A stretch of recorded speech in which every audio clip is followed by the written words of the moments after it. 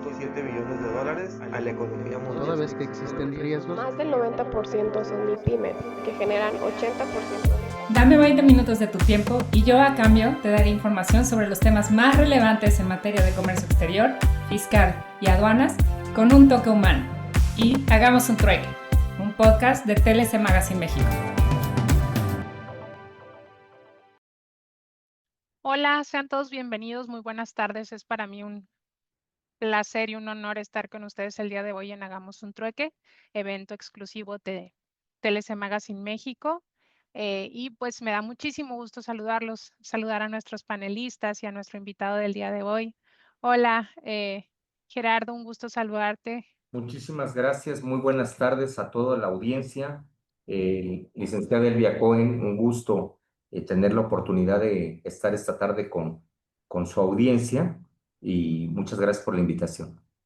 Es un placer y pues gracias por acompañarnos. Agradecemos a todos los que se siguen sumando por medio de redes sociales y a los que se están conectando por medio del Zoom. Doctor Máximo, siempre es un placer verlo, saludarlo y que nos pueda acompañar el día de hoy.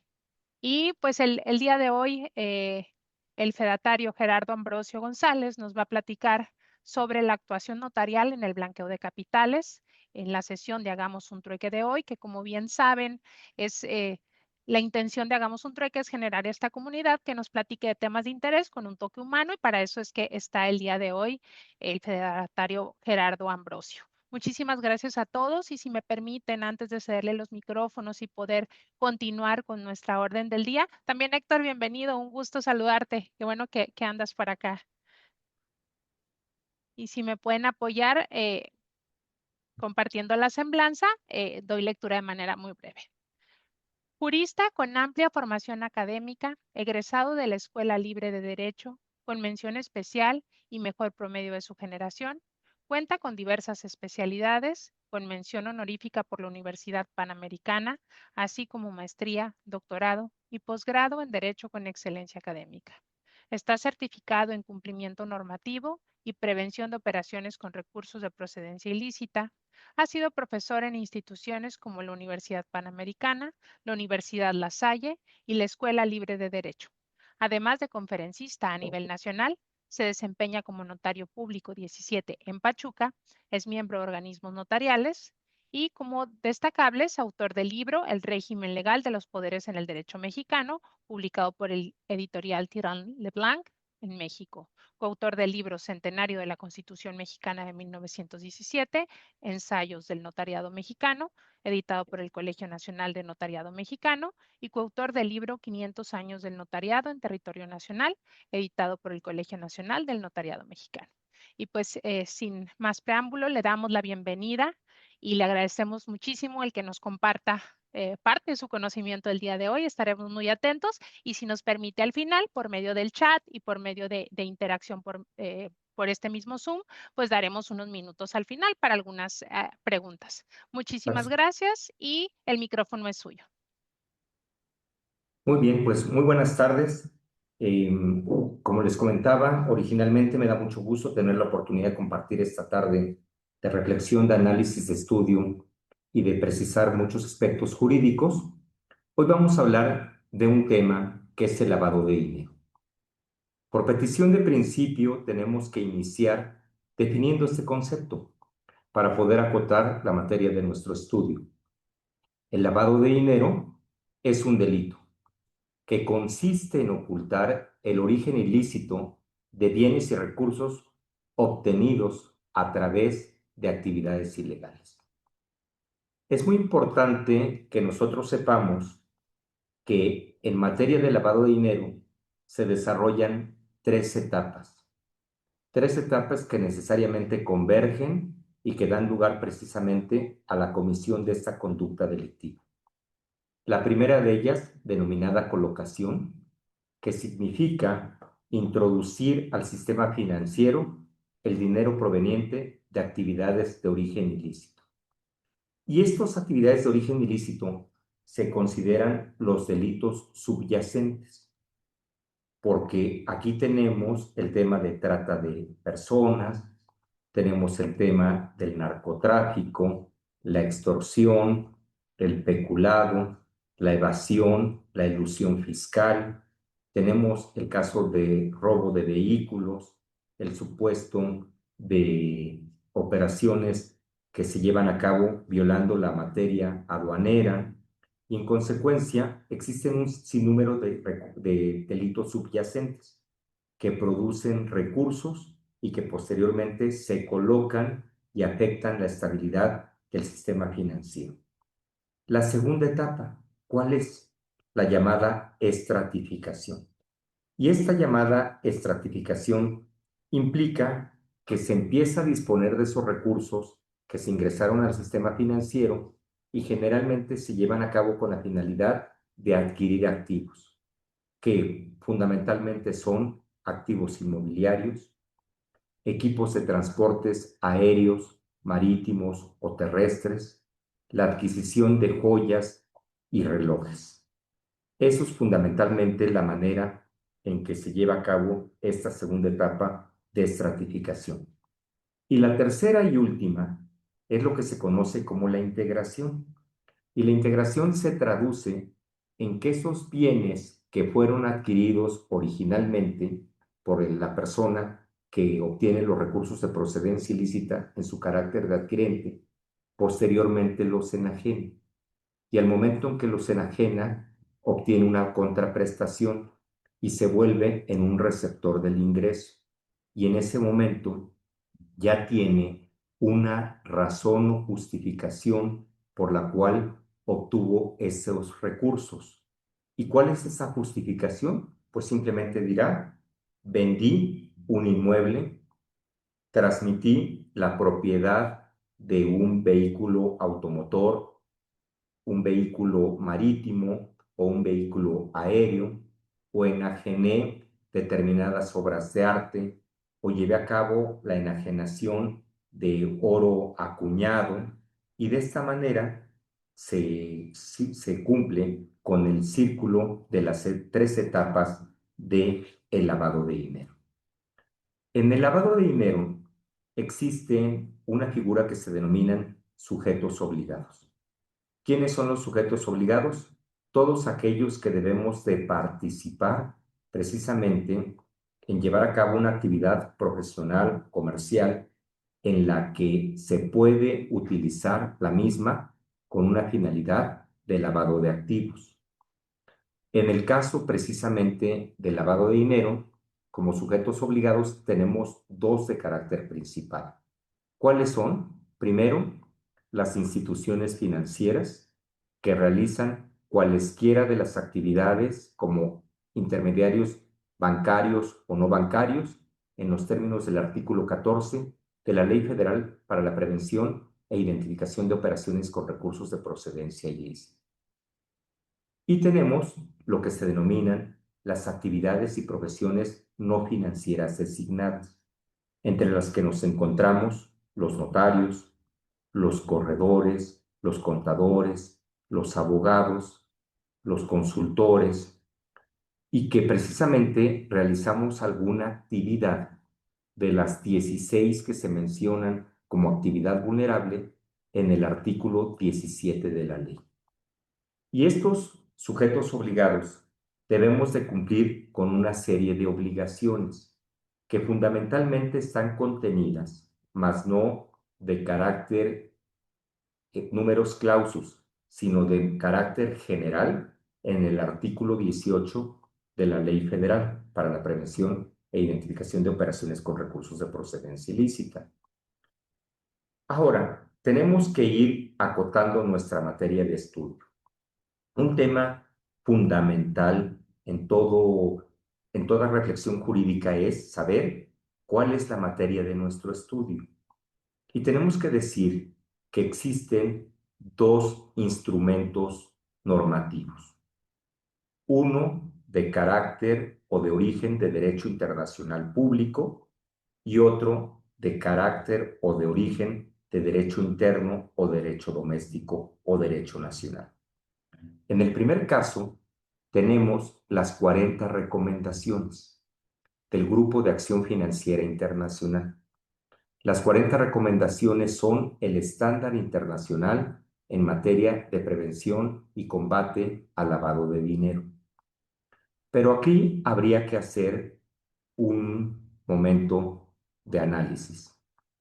Las 40 recomendaciones analizan 3 tópicos. ¿Cuáles son? El lavado de dinero o blanqueo de capitales. El segundo punto es el financiamiento al terrorismo.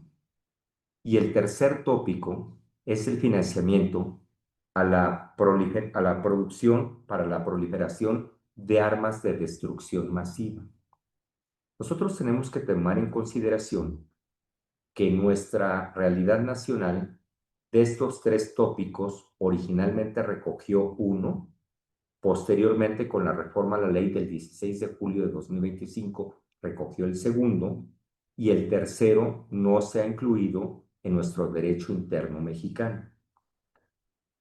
A nivel nacional, nosotros tenemos que tener en consideración que nuestro marco regulatorio en materia de blanqueo de capitales fundamentalmente se contiene en la Ley Federal para la Prevención e Identificación de Operaciones con Recursos de Procedencia Ilícita, ordenamiento que surge en el año de 2012 y que acaba de tener el año pasado una reforma importante, trascendente, respecto de algunos puntos que vamos a tratar en este momento de nuestro estudio, que está publicada el 16 de julio del año 2025.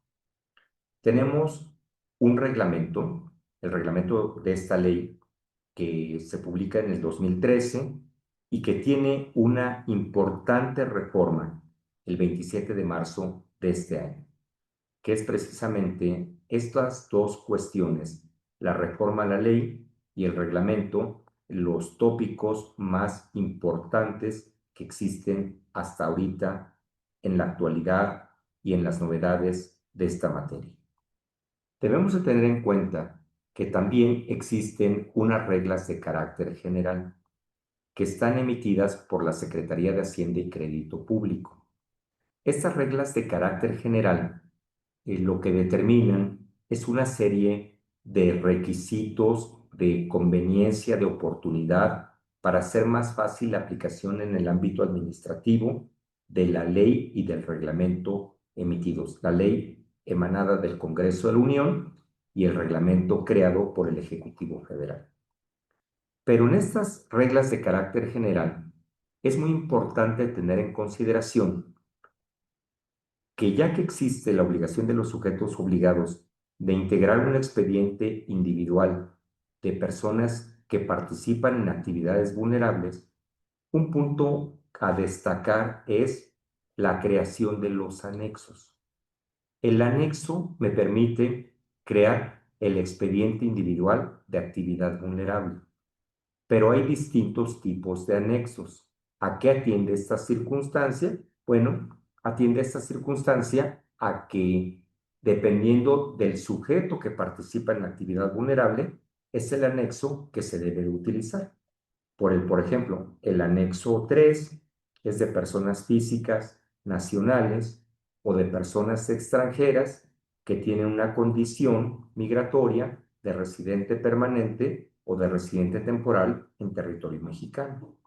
El anexo 4, por ejemplo, es de personas morales de nacionalidad mexicana.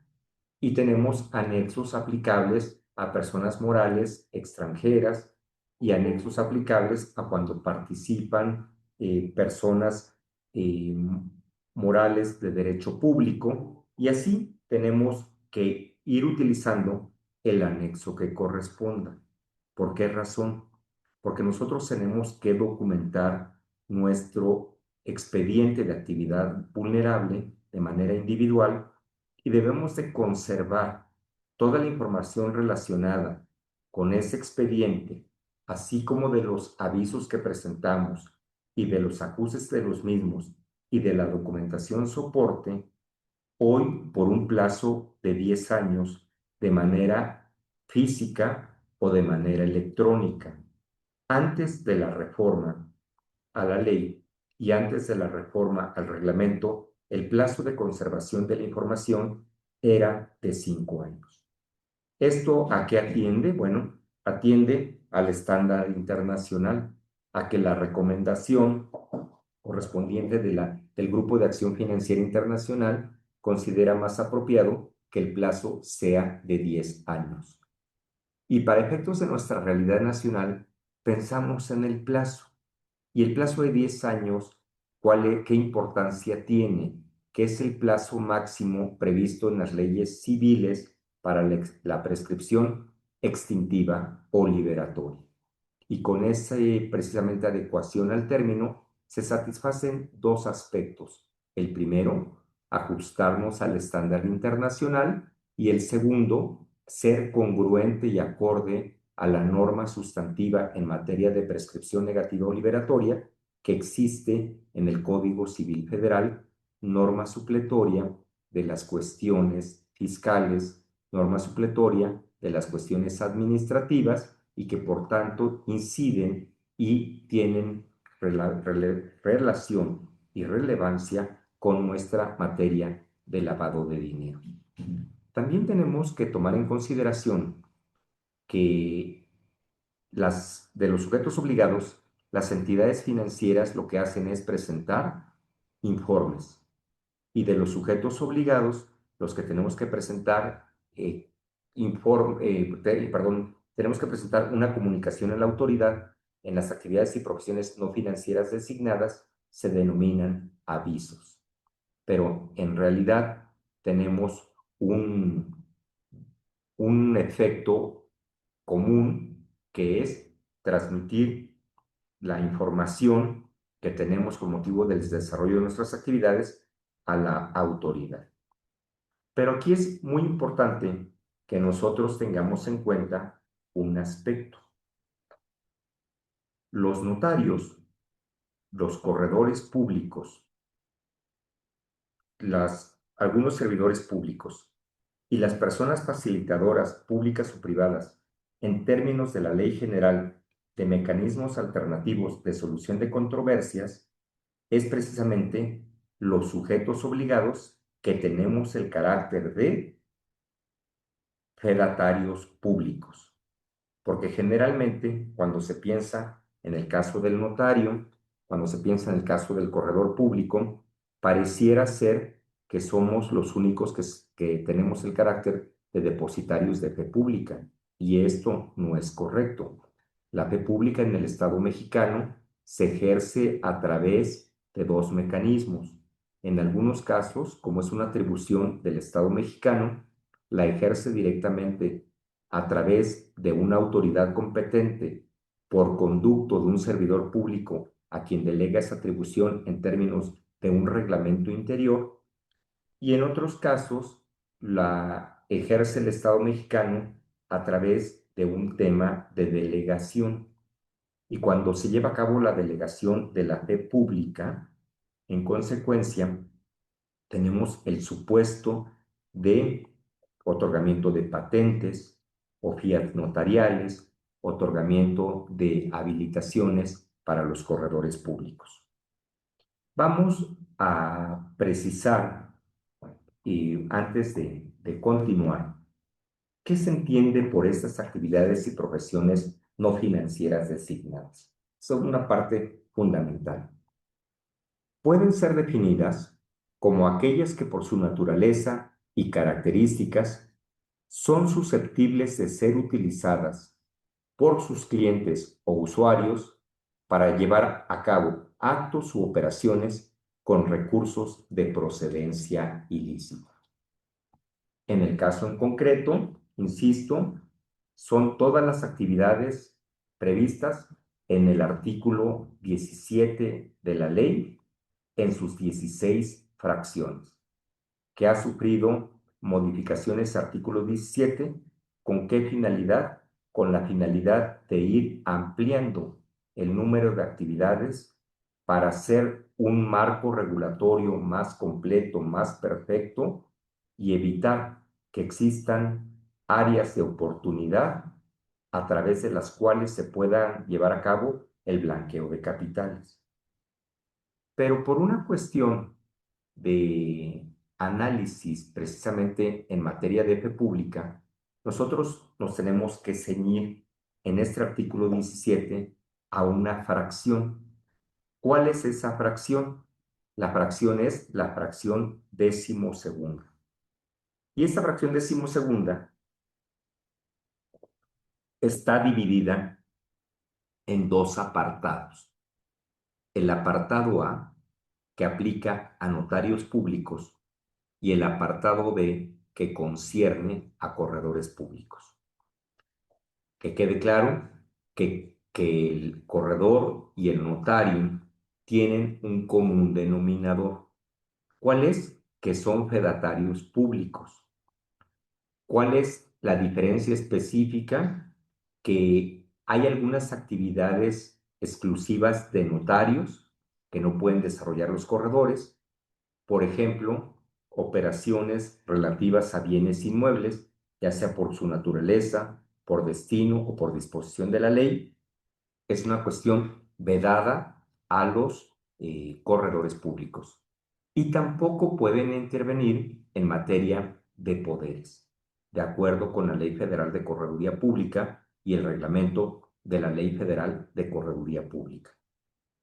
Y en el caso de los corredores públicos, son fedatarios en materia de comercio, son auxiliares independientes del comerciante, ya sea persona física o persona moral, pueden llevar a cabo, y es una actividad en la que participan con una gran función, que es precisamente en emitir avalúos, y emiten avalúos que tienen valor para efectos fiscales federales, en los términos del artículo 3 del reglamento del Código Fiscal de la Federación, y adicionalmente de acuerdo con la resolución miscelánea fiscal aplicable para este ejercicio de 2026, así como ha ocurrido en las resoluciones misceláneas fiscales anteriores, se les reconoce precisamente el valor de avalúos fiscales federales, aquellos que son practicados por corredores públicos. Pero vamos hoy a ceñirnos, precisamente porque nuestra materia de estudio y un servidor tiene el carácter de fedatario público notario, vamos a ceñirnos precisamente a esta materia. Y aquí tenemos 5 actividades. La primera actividad es la transmisión o constitución de derechos reales sobre bienes inmuebles, salvo aquellas garantías que se constituyan en favor de instituciones del sistema financiero u organismos públicos de vivienda. Aquí tenemos que establecer que toda transmisión de propiedad, sea inter vivos, sea mortis causa, y siendo inter vivos a título gratuito o a título oneroso, debe precisamente de quedar englobada en este inciso A del apartado A de la fracción decimosegunda del artículo 17 de la ley. Sin embargo, quedan excluidas de esta categorización de actividad vulnerable aquellas garantías que se constituyan a favor del sistema financiero, de los integrantes del sistema financiero, y aquellos que se constituyan a favor de organismos públicos de vivienda, entiéndase por ellos, Fobiste, Infonavit, el ISFAN. ¿Correcto? Entonces, ahí tenemos ese aspecto. Primer punto. Esa actividad por su propia naturaleza es vulnerable. Pero existe una disposición en la ley en la que se determina la necesidad de que en algunas actividades vulnerables se da aviso cuando se rebasa un determinado umbral, y en otras siempre se da aviso independientemente del valor de la operación y se atiende a la naturaleza de la operación. Sí queda claro ese esquema. En este caso, se atiende al primer criterio y se va a hacer objeto de aviso siempre y cuando la comparación de 3 valores sea igual o superior a 8,000 unidades de medida y actualización. ¿Qué valores se comparan? Se comparan el valor de operación, el valor catastral y el avalúo. El que resulte mayor es el que nos va a determinar la base, y esta base, si es igual o superior a 8.000 UMAS, es objeto de aviso. ¿Cuál es el equivalente a 8.000 UMAS? El valor de la UMA a partir del 1 de febrero de este año es de 117.31, de acuerdo con la publicación llevada a cabo en el Diario Oficial de la Federación. Y en consecuencia, en estos casos tenemos precisamente que llevar a cabo el aviso. El aviso tenemos que atender a varias cuestiones. La primera, existen diferentes tipos de avisos en materia de lavado de dinero para efectos de los notarios. El primero, el aviso cuando es igual o superior a 8.000 UMAS, tratándose de transmisión de propiedad o constitución de derechos reales. Tendríamos otro aviso que es sumamente importante. Si en un mes no llevamos a cabo llevamos a cabo actividades vulnerables o no llevamos a cabo actividades vulnerables que sean objeto de aviso, tenemos que informarle a la autoridad y decirle: no realicé ninguna actividad vulnerable que sea objeto de aviso y por lo tanto presento en este mes el aviso en ceros. También existe la posibilidad del aviso de 24 horas. ¿Cuál es el supuesto para que se presente un aviso de 24 horas? El supuesto es que existe alguna irregularidad grave. El propio portal en materia de lavado de dinero determina los supuestos en los que se tiene que informar a la autoridad en un plazo de 24 horas, precisamente porque se ha cometido una infracción grave a la ley, a la normatividad en materia de lavado de dinero. Por ejemplo, si yo como notario soy con un ejercicio de violencia, me llevan a firmar un instrumento, en ese momento tengo que darle aviso a la autoridad en 24 horas. Si los clientes se niegan a presentar la documentación soporte, se niegan a identificarse y a pesar de ello se hace la operación, se tiene que dar un aviso de 24 horas. Hoy, con la reforma del 16 de julio de 2025 a la ley, tenemos el tema en que se lleve a cabo o no se lleve a cabo la operación cuando tengamos un temor fundado de que esa operación implica transgresión al marco regulatorio en materia de blanqueo de capitales, tenemos que dar el aviso y tenemos que identificar a la persona que pretendió llevar a cabo la operación con nosotros, lo anterior precisamente con la finalidad de poder darle a conocer a la autoridad lo que está ocurriendo y para que ésta, en ejercicio de sus facultades constitucionales y legales, pueda precisamente llevar a cabo los procedimientos de verificación, de investigación y de imposición de sanciones que correspondan. Tenemos en este sentido una novedad que se contiene en la reforma a la ley y que se desarrolla en el reglamento, que me parece verdaderamente algo muy afortunado. Ahora bien, nuestra segunda actividad de las 5 en que los notarios podemos participar es tratándose de poderes, ya sean poderes para actos de administración o poderes para actos de dominio con carácter de irrevocable.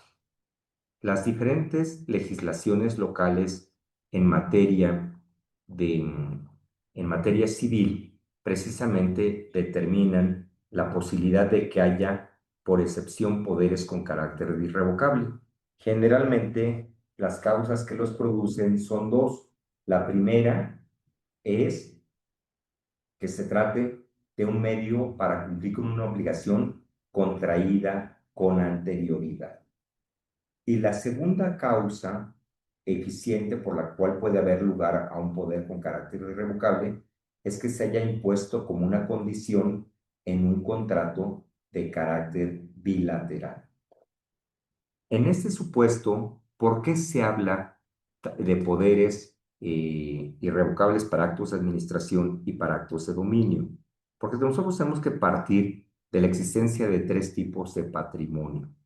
El patrimonio de derecho común, que está caracterizado por actos de administración o de mera conservación, el patrimonio en explotación, que es el propio de un comerciante, y el patrimonio de liquidación, que es precisamente cualquier proceso en el que se va a disolver y liquidar una persona moral o se va a extinguir un patrimonio. Y en el caso del poder general o poder especial para actos de administración con carácter irrevocable, es el supuesto, por ejemplo, de una inmobiliaria. La inmobiliaria tiene activos fijos y tiene activos circulantes. En el caso de la mercancía que enajena la inmobiliaria son departamentos, casas y terrenos. Y para enajenar esos departamentos, casas o terrenos, tenemos que determinar qué facultades requiere su representante. Un representante en un patrimonio en explotación requiere actos de administración. Y en el caso de un patrimonio de derecho común, como se caracteriza por actos de mera conservación, para poder enajenar se requiere un poder para actos de dominio. Es por ello que se hace esta distinción. ¿Sí queda claro? Ahora, vámonos a la otra o tercera actividad vulnerable en la que puede participar un notario. La tercera actividad vulnerable en la que puede participar un notario es en la constitución de personas morales. Su modificación patrimonial derivada de aumento o disminución de capital social, de fusión o escisión, así como la compraventa de acciones y partes sociales de tales personas.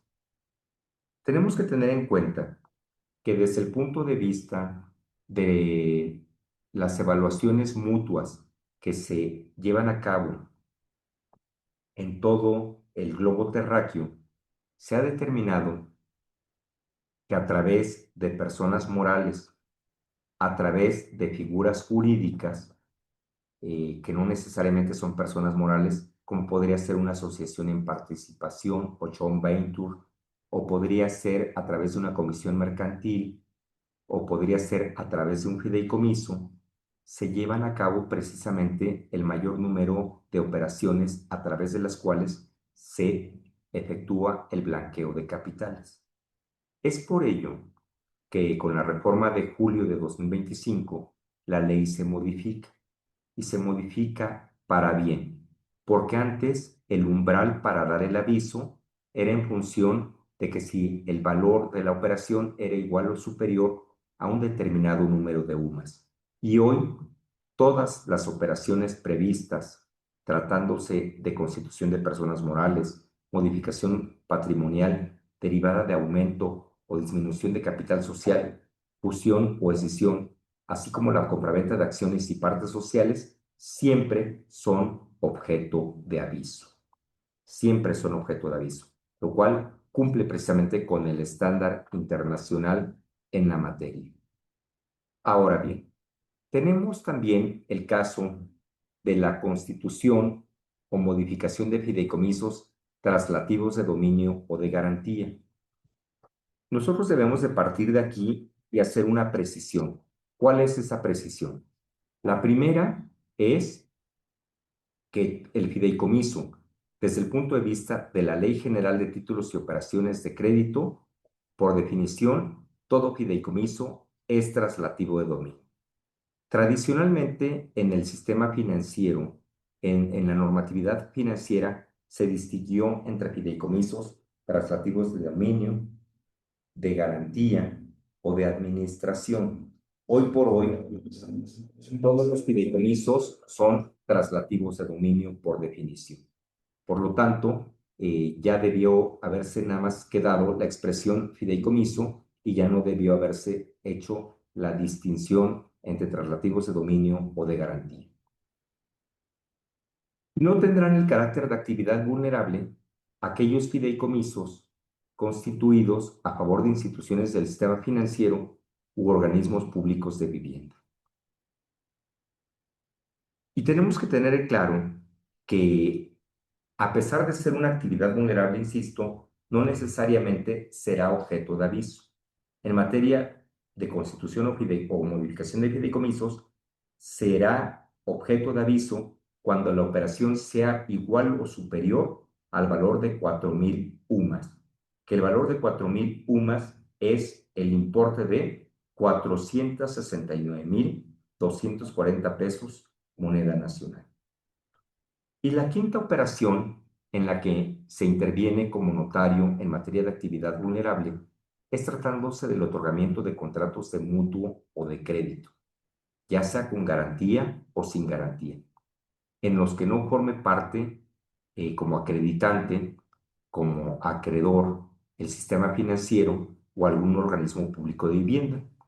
Las operaciones previstas precisamente en este inciso siempre serán objeto de aviso. Y siempre serán objeto de aviso porque aquí la importancia o la forma en que se lleva a cabo precisamente estas operaciones de apalancamiento dan precisamente lugar a que exista la necesidad de informarle a la autoridad para que no vayan a llevarse a cabo un sinnúmero de operaciones de esta naturaleza que permitan introducir al sistema financiero y a la economía recursos que no tengan un origen correcto, un origen conforme al marco regulatorio aplicable. Entonces, estas son las 5 actividades en las que tenemos que cumplir, que tenemos como actividades vulnerables para efectos de notarios públicos. Hay un aspecto que es sumamente importante, trascendente en esta materia. ¿Cuál es? El artículo 33 de la ley. El artículo 33 de la ley, ¿qué me dice? Que tengo que identificar la forma de pago, que debo de determinar la época de pago, la forma de pago, la moneda de pago, y que debo de precisamente de hacer constar en el instrumento cómo se dio cumplimiento a obligaciones de carácter dinerario.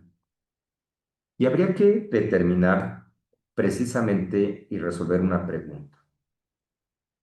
En todas las operaciones vulnerables del notario existen restricciones en el uso del efectivo. La respuesta es sí existen restricciones en el uso del efectivo en aquellos casos que de manera limitativa prevé el artículo 32 de la Ley Federal para la Prevención e Identificación de Operaciones con Recursos de Procedencia Ilícita. Y aquí tenemos que en la constitución o transmisión de derechos reales sobre bienes inmuebles se admite el pago en efectivo hasta de 8,025 UMAS, que equivalen a 941,412 pesos 75 centavos moneda nacional. Y también tenemos, esto de acuerdo con la fracción primera del artículo, con el artículo 32, y de conformidad con el artículo 32 en la fracción sexta, existe también restricción en el uso del efectivo cuando se trata de transmisión de dominio o constitución de derechos reales de cualquier naturaleza sobre títulos representativos de partes sociales o de acciones de personas morales, siempre sea un monto igual o superior a 3,210 UMAS. Denme un minutito y, por favor, ahorita regreso con ustedes para que les dé el monto de la operación. Perdón, el monto de la operación de la equivalencia. Un minuto.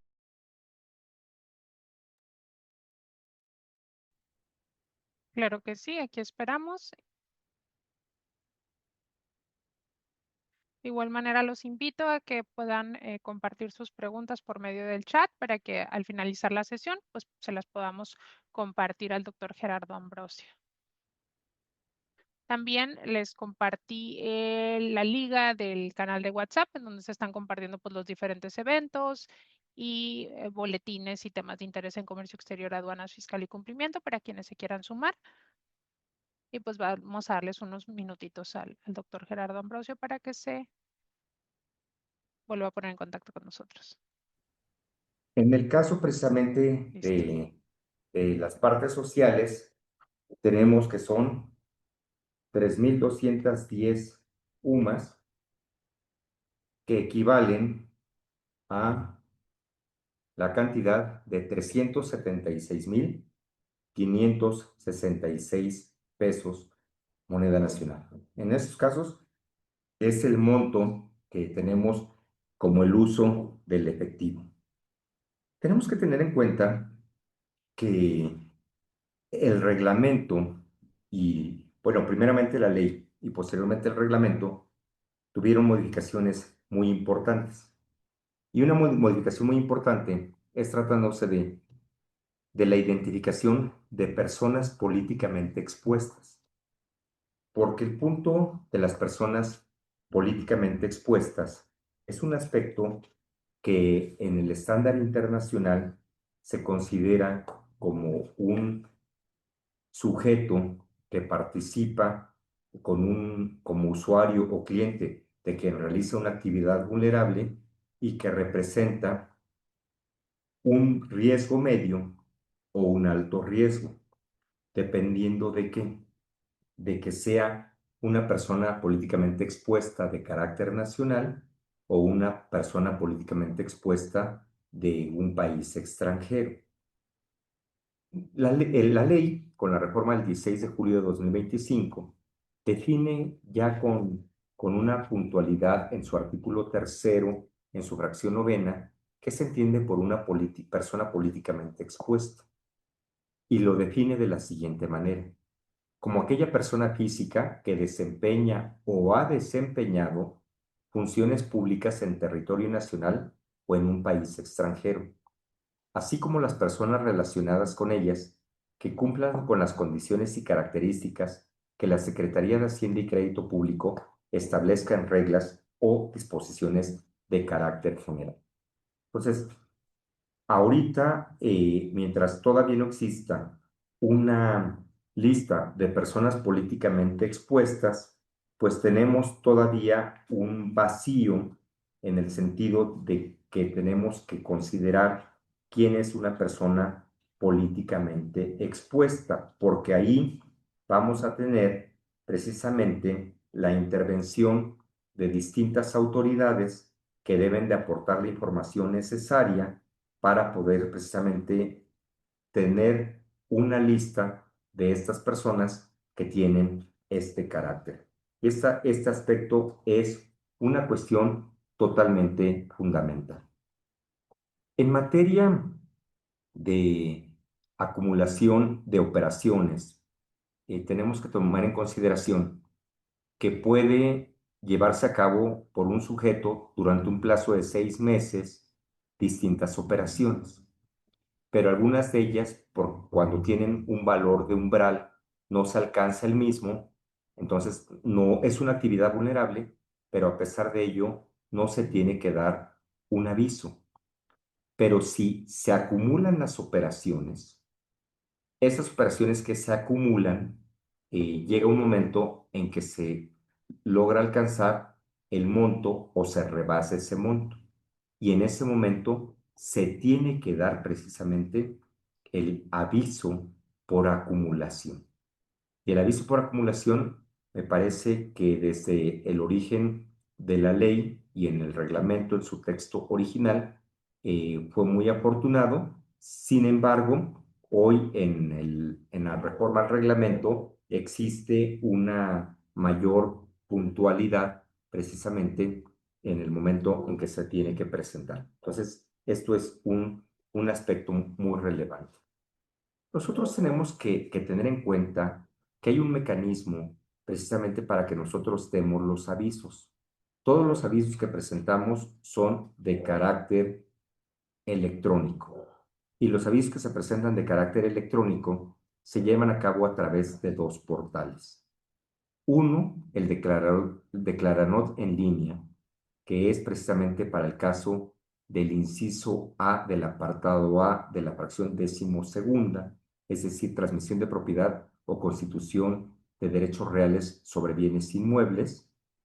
Y existe el Sistema Portal de Prevención de Lavado de Dinero, que es un portal que tiene la Unidad de Inteligencia Financiera como el órgano que en el Estado mexicano precisamente tiene encomendada desde el punto de vista normativo la función del blanqueo de capitales. Y ahí, por ejemplo, vamos a dar los informes en materia de poderes irrevocables, en materia de administración, en dominio, el caso de la constitución de personas morales, el caso del aumento o disminución de su capital derivados del incremento o disminución de su capital, el caso de la compra de acciones o de partes sociales, en el caso de los fideicomisos igualmente a través del portal de la Unidad de Inteligencia Financiera, al igual que en el caso de los préstamos o mutuos en los que no participe los organismos públicos de vivienda ni los integrantes del sistema financiero. En este tenor, nosotros tenemos que tener muy claro que nuestra función, desde el origen de la ley, desde el origen del reglamento y en la actualidad, está basado en un tema de compliance. El tema de compliance implica crear una matriz de riesgo, establecer una política de disminución de esos riesgos para poder trabajar con un riesgo residual de acuerdo al apetito de riesgo del sujeto obligado. Hoy pareciera ser que muchas personas destacan como una novedad del reglamento el enfoque basado en riesgo. Sin embargo, esto no es así. Desde el origen de la ley y del reglamento se existe ese enfoque basado en riesgo. Sin embargo, hoy se reitera, hoy se perfecciona, pero siempre ha existido. Otro punto muy relevante que tenemos que tomar en consideración es precisamente de que la actividad vulnerable está sujeta a una auditoría que puede ser interna o que puede ser externa, que tiene que tener el carácter de anual y que la propia autoridad tiene la facultad precisamente de exigir la presentación de la documentación soporte a través de la cual se demuestre y se acredite que aquellas observaciones que se formularon en la auditoría anual, ya sea interna o externa, se han cumplido. Un punto muy importante de la reforma al reglamento es aquella que determina que la unidad de inteligencia financiera debe de promover en las entidades federativas la creación de unidades especializadas en la recepción y análisis de información patrimonial, que es, digámoslo, en su justa medida y de acuerdo a su dimensión, una pequeña WIF en cada entidad federativa.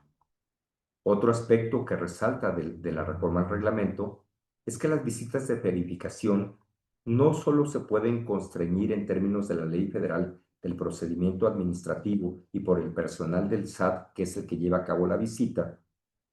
Antes, únicamente se podía verificar en el domicilio que se dio en el alta y registro de actividad vulnerable. Hoy se puede realizar también en el domicilio señalado como fiscal ante el Registro Federal de Contribuyentes, porque antes existía esa imposibilidad. Hoy, con la finalidad de localizar al sujeto obligado, se tiene esa posibilidad. Tenemos un punto muy importante en el reglamento. ¿Cuál es la fecha del acto o operación para que se determine el cómputo del plazo para presentar el aviso o no presentar el aviso? El artículo 5 del reglamento, hoy reformado, determina que las reglas de carácter general en cada actividad vulnerable determinarán el momento en que se considera realizada la operación. Pero para efectos de la fe pública ante notario, y debemos de considerar que es la del instrumento público, así también como la del corredor público, o la fecha en que se haya llevado a cabo la protocolización, porque hoy se incluye el concepto protocolización. Antes no se incluía porque se consideraba, el notario puede dar fe dando forma legal, requisito de validez o requisito de existencia en algunos casos, y en otros la protocolización significa transcribir, insertar o reproducir en el instrumento un documento preexistente o una imagen de un documento preexistente. Entonces, hoy nuestro reglamento aclara este punto muy importante. A grosso modo, la parte más relevante de la reforma al reglamento se constreñiría en los puntos en que he comentado. Sin embargo, ustedes tienen que tomar en consideración que existe un programa de regularización, perdón, de los sujetos obligados previsto en el artículo 55 de la ley.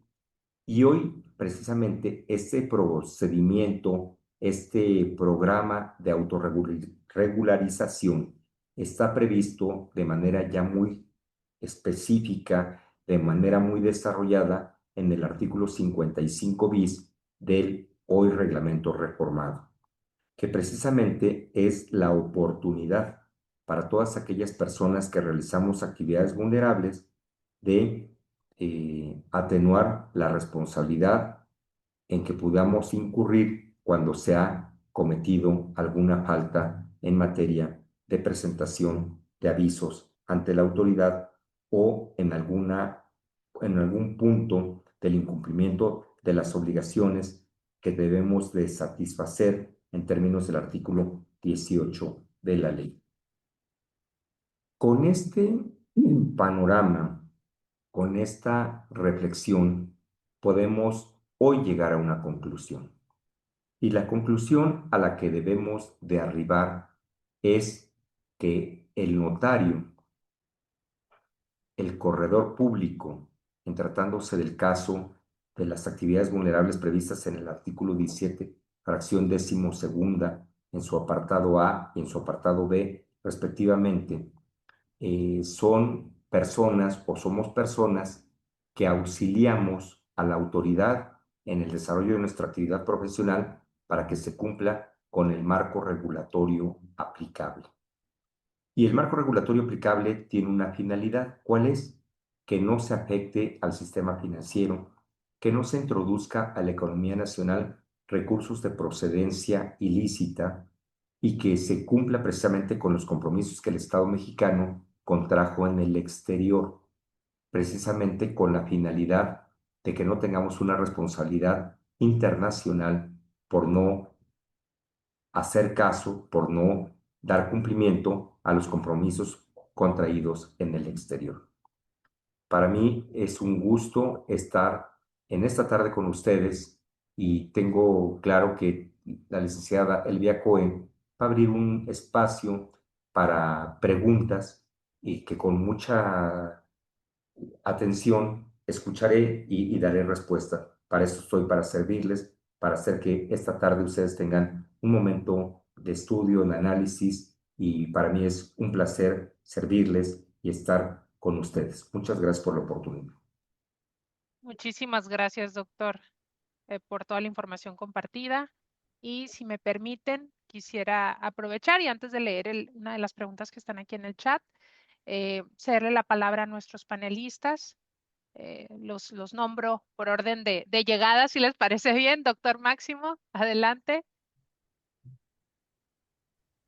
Gracias, Elvia. Buenas tardes. Doctor Gerardo Ambrosio, felicidades, una charla estupenda, muy didáctica, desde luego, como buen doctor y maestro, no nomás por el grado, sino maestro en las aulas universitarias. Muchas Entonces, gracias.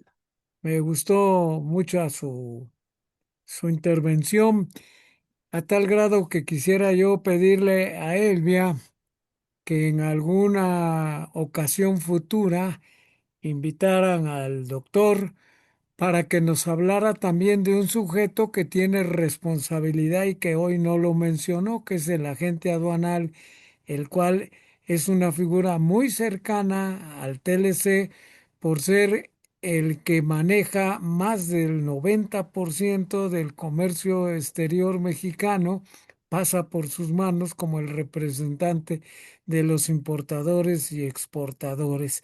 Y también es un sujeto, desde luego, que la ley de lavado de dinero, esa ley que tiene un nombre inmenso, y nos gustaría oír sus comentarios. Claro que sí, con Felicidades, todo gusto, doctor. felicidades, doctor, y un abrazo muy afectuoso. Muchísimas gracias, doctor Máximo Carvajal. Escuchar esas palabras de usted son un motivo de aliento y gracias por la hospitalidad que me ha brindado. Muchas gracias. Gracias, doctor. Y adelante, Héctor.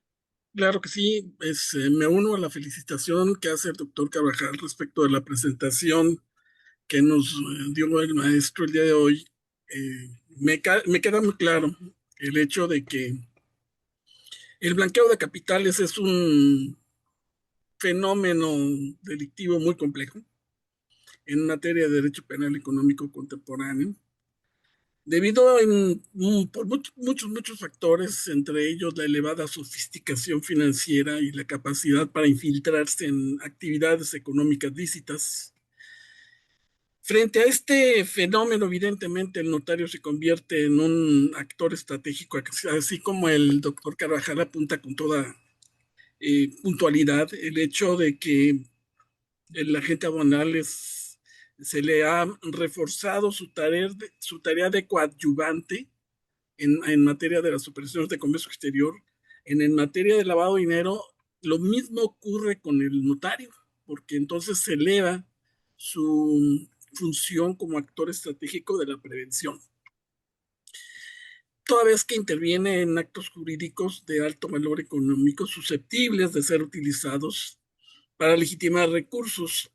En este contexto, el notario público, como nos lo fue describiendo, se ha transformado de manera progresiva, asumiendo un rol muy activo en los sistemas de prevención del lavado de dinero. Por ahí nos hizo los apuntes del Grupo de Acción Financiera Internacional, los tres pilares que tiene y bueno, evidentemente es un ente orientador en nuestra legislación.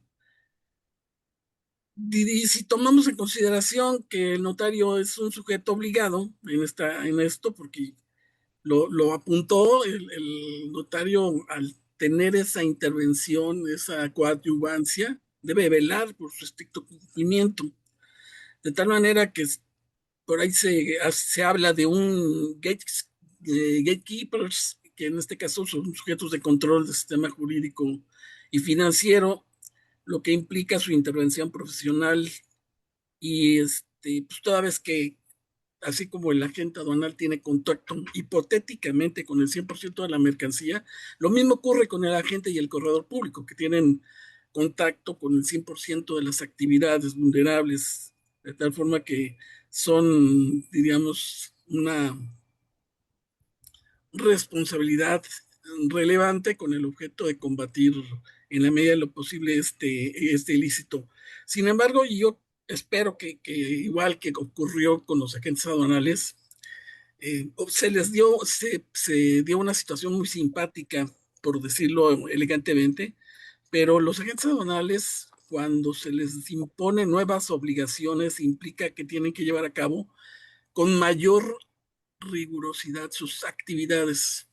Y esto incluye en muchas ocasiones tener un cuerpo de apoyo más profesional y más voluminoso. Es decir, aumentaron sus costos. Y ahora, en el caso de los notarios, yo me imagino que ocurre lo mismo. Lo comento porque a nivel de comercio internacional sí se ha manifestado cierta inconformidad por parte de los usuarios que pues, los agentes aduanales a partir de este año incrementaron sus honorarios. Mi pregunta es si en el caso de los notarios públicos este incremento de obligaciones no les implicó incremento de costos de sus servicios. Sin lugar a dudas, el dar cumplimiento a cuestiones de carácter formal y material en materia de lavado de dinero implica un mayor costo operativo. Sin embargo, habrá que atender que la mayor parte de las entidades federativas contienen o existe un arancel de nuestros servicios, y ese arancel se debe de observar. Sin embargo, habrá que destacar que en el propio arancel se prevé conceptos para poder integrar el expediente de actividad vulnerable, presentar informes y avisos. De alguna manera, en aquellas entidades federativas en las que existe un arancel, no existe la posibilidad de incrementar el monto de los honorarios, pero el propio arancel reconoce este gasto operativo y de alguna manera se tiene la posibilidad de tener un ingreso para precisamente satisfacer este gasto operativo. Y en aquellas otras entidades en las que no existe un arancel, realmente, como todo en la economía, se rige por la ley del mercado. Y existe un mercado de bienes o servicios, y ese mercado de bienes o servicios va siendo un parámetro para determinar el costo o el valor de esos honorarios. Pero la idea es que no por cumplir con la ley se puede tener una justificación desde el punto de vista ético para incrementar los honorarios. Debemos de partir de una realidad. Como personas depositarias de fe pública por delegación del Estado mexicano a través de las entidades federativas, lo que tenemos que hacer es servirle a la sociedad, servir a la autoridad. No debemos de pensar en servir por el ingreso, sino debemos de pensar en servir porque es nuestra obligación, porque es nuestra responsabilidad, porque es nuestra vocación, porque es nuestro oficio. Y lo más importante es cumplir con los objetivos de nuestra institución. A mí en lo particular, para el caso muy concreto, el tema del honorario pasa a un segundo plano. ¿Qué quiero hacer? Cumplir con mi profesión, porque debemos de ser garantes del cumplimiento del Estado constitucional democrático de derecho. Esa es la reflexión que yo le podría hacer, doctor Héctor Castro Herrera. Muchas gracias por sus palabras, muy agradecido. Yo agradezco muchísimo porque definitivamente el Estado mexicano cada vez es más delgadito administrativamente y requiere más apoyo. Y se ha buscado este apoyo para el cumplimiento de sus funciones a través de terceros que se convierten en coadyuvantes, como lo comentaron en su momento con toda oportunidad. Y qué bueno que hayan asumido esa tarea con toda la responsabilidad. Y para nosotros los usuarios de esos servicios evidentemente nos garantizan que no vamos a tener problemas a futuro. Y claro, de verdad, pero el tema es muy, muy, muy complejo, muy árido y muy difícil. Porque notaría abierta, juzgado cerrado. Es correcto. Muchísimas gracias. A sus órdenes. Muchísimas gracias a usted. Muchísimas gracias, Héctor Castro. Gracias también al doctor por sus aportaciones. Y de hecho, sí era parte también en el día a día el tema de reforzar el expediente para este tipo de operaciones, sobre todo para agentes aduanales, ha sido un tema de controversia, sobre todo para temas como, y me ha tocado, obras de arte, entre otros. Que sí es una carga operativa bastante considerable y que, como bien comentó Héctor también, pues encarece, pero pues es parte de estos controles, ¿no? Que se les están exigiendo y que cada vez son pues más enfocados a esta prevención recorrimos de la mano del doctor Gerardo sujetos obligados, vimos algunas particularidades, vimos también las recomendaciones o mencionó las recomendaciones de la GAFI. ¿Estas en dónde se pudieran consultar, doctor? En la propio portal del Grupo de Acción Financiera Internacional, como un organismo de carácter global, ahí va a encontrar usted 3 instrumentos que debe de conocer. Primero, las recomendaciones. Segundo, la mayor parte de las recomendaciones contienen en la parte final una nota interpretativa. Y tercero, las guías, que son criterios orientadores para la aplicación precisamente de este estándar internacional en materia de blanqueo de capitales. Para efectos de la evaluación de los países, únicamente se toma en cuenta la recomendación.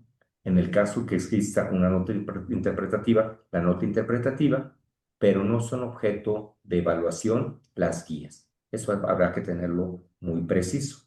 Pero las guías sí nos sirven para tener una luz en el camino que nos proporciona una información y sobre todo una exposición con mayor puntualidad y claridad que para efectos del análisis y del estudio resultan ser muy recomendables porque nos permite con un criterio metodológico y con un pensamiento crítico y con unos elementos de oportunidad conocer a mayor profundidad este estándar internacional en materia de blanqueo de capitales. Excelente, muchísimas gracias. También para efectos de consulta, le agradezco muchísimo esa orientación. Y pues bueno, estamos sobre el tiempo y no me queda más que agradecer, doctor Gerardo. Yo creo que aquí comprometo de una vez a Magdalena para que lo contacte nuevamente y podamos ver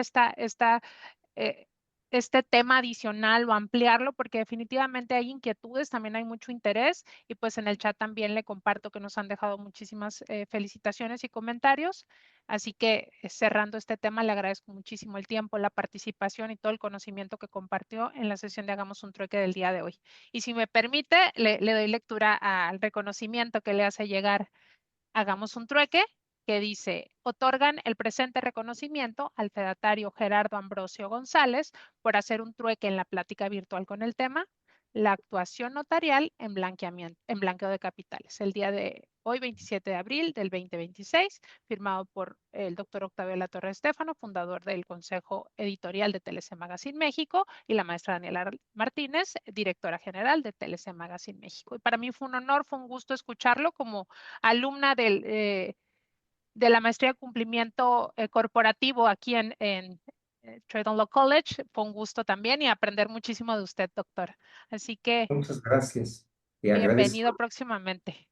La oportunidad y tantas veces ustedes me tengan la oportunidad de invitarme, con mucho gusto trataremos aquellos temas de actualidad, aquellos temas de nuevos que se tienen que tratar en este foro mexicano, porque hoy un punto muy relevante que en la propia materia de lavado de dinero, la ley y el reglamento destacan, es la necesidad de la actualización.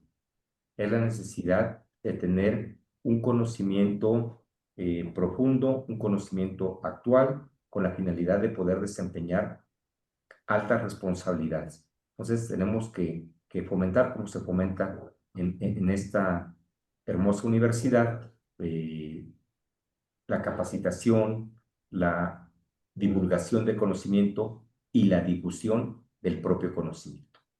Una tarde muy agradable. Muchísimas gracias. Muchísimas gracias y muchísimas gracias a todos los asistentes, a todos los que nos acompañan y son parte y siempre suman a esta comunidad de Hagamos un Trueque, evento exclusivo de TLC Magazine México. Un placer y que tengan excelente tarde todos. Hasta pronto. Nos vemos el miércoles. Muchas gracias. Hasta luego. Hemos llegado al final de nuestro episodio de hoy. Muchas gracias por escucharnos. Esto fue Hagamos un Trueque, el podcast de TLC Magazine México. Si te gustó el episodio, no olvides compartirlo en tus redes sociales. Además, puedes encontrar todos nuestros episodios a través de Spotify, Apple Podcast o en nuestra página www.tlcmagazinemexico.com.mx en la sección de podcast. Si estás interesado en algún tema específico o se te hace complicado algún tema, envíanos un inbox, mensaje o WhatsApp y con gusto buscaremos al experto ideal para aclarar todas tus dudas.